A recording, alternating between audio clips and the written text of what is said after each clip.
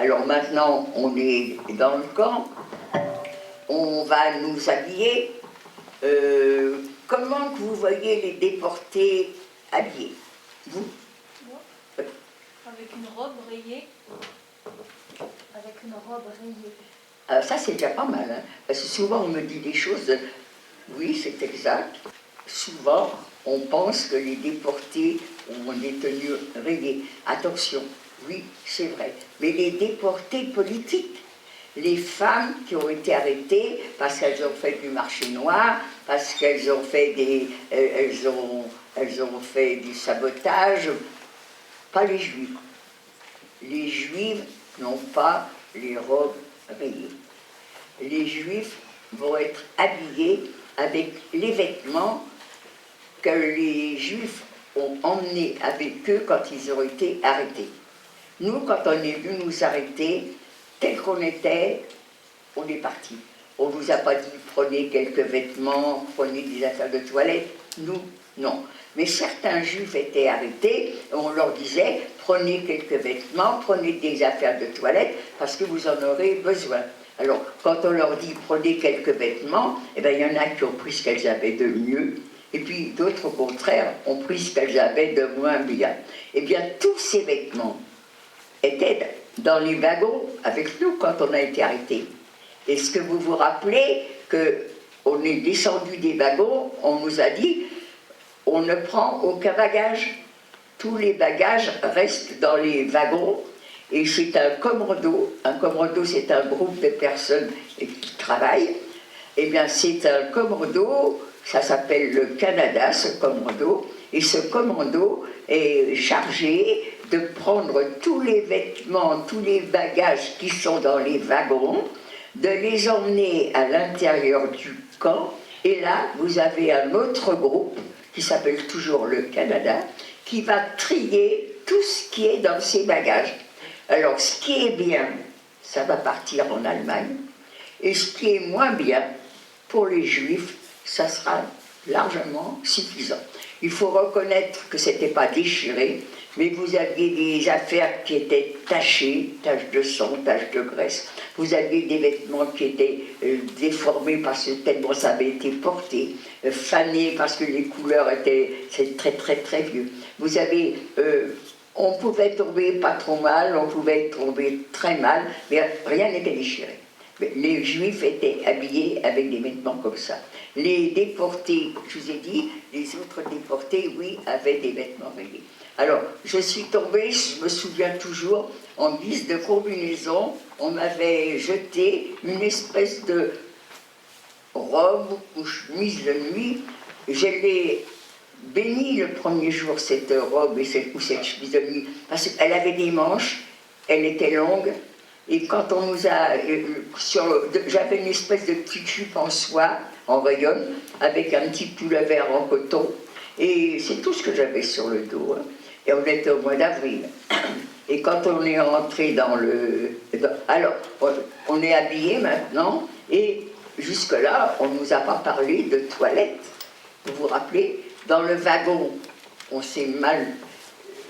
tout le monde entendait, tout le monde sentait, on ne pouvait pas se laisser aller comme il faut. On sait naturellement, la nature est là, on était obligé d'y passer. Alors, mais là maintenant, on dit qu'on nous emmène aux toilettes.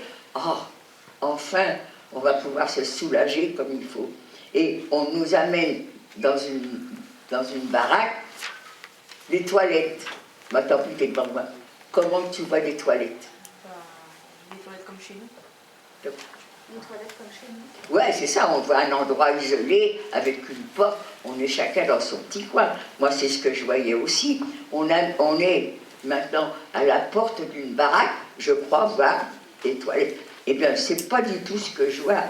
Les gens n'étaient pas encore complètement sortis de cet endroit, et des femmes sont assises côte à côte, dos à dos, en train de faire leurs besoins.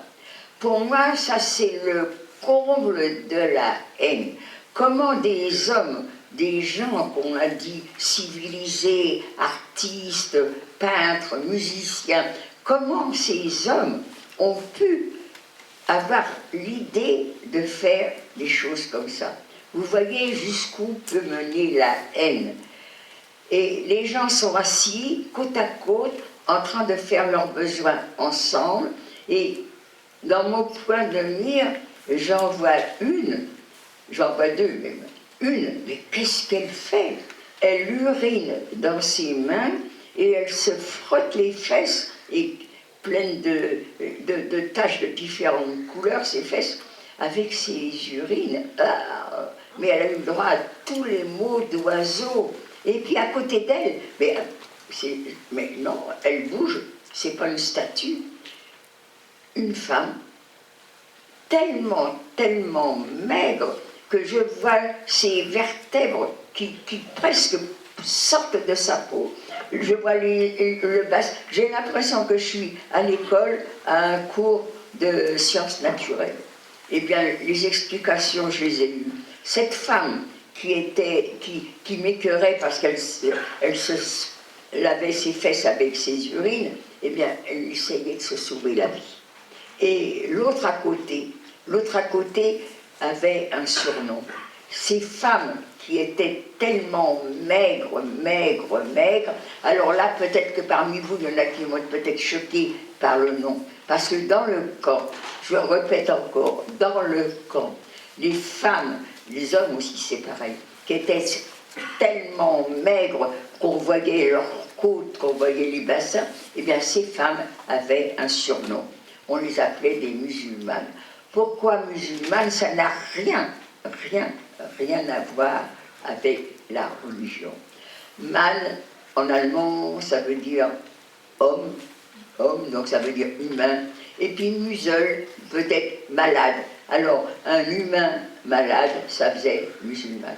Et ces femmes, quand elles étaient comme ça, tellement maigres, eh bien, quand il y avait une sélection, c'était les premières qui étaient désignées pour la mort. Quand on va devant ces messieurs, quand il y avait des sélections, ils voulaient ils triaient les personnes qui étaient bonnes pour le travail, mais celles qui n'étaient pas bonnes pour le travail, ils ne voulaient pas les nourrir, ils les tuaient. Donc, chaque fois qu'un convoi était annoncé, il faut de la place pour les loger. Et bien la place, comment on fait? Et bien on tue celles qui ne sont pas capables de travailler. Donc ces personnes qui étaient très maigres, les nazis, quand ils les voyaient, ils savaient très bien qu'une femme dans cet état-là ne peut pas travailler, elle n'a pas la force, allez, c'est la mort. Et les femmes, cette femme qui se lavait les fesses avec ses urines, elle aussi, c'était parce qu'elle avait peur de partir pour la chambre à gaz. Parce que quand il voyait quelqu'un qui avait une plaie, un abcès, on avait tout ça, parce que comme on vivait dans la crasse, la moindre griffe s'infectait et devenait une plaie affreuse. Et cette femme, quand elle se lavait les fesses avec ses urines, c'est ça qu'elle se protégeait. Parce qu'il est soi-disant dit que dans les urines, il y a de l'ammoniac, et que l'ammoniac cautérisait les plaies superficielles. Naturellement, si vous avez une plaie profonde, les urines ne vous serviraient à rien. Mais une griffe qui est soignée avec vos urines va partir en une journée, 2 journées. Mais si vous ne la soignez pas, ça va être un... C'est pour ça que cette femme se lavait les fesses avec ses urines. J'aurais une plaie sur la figure, je me serais passé très certainement mes urines sur la figure.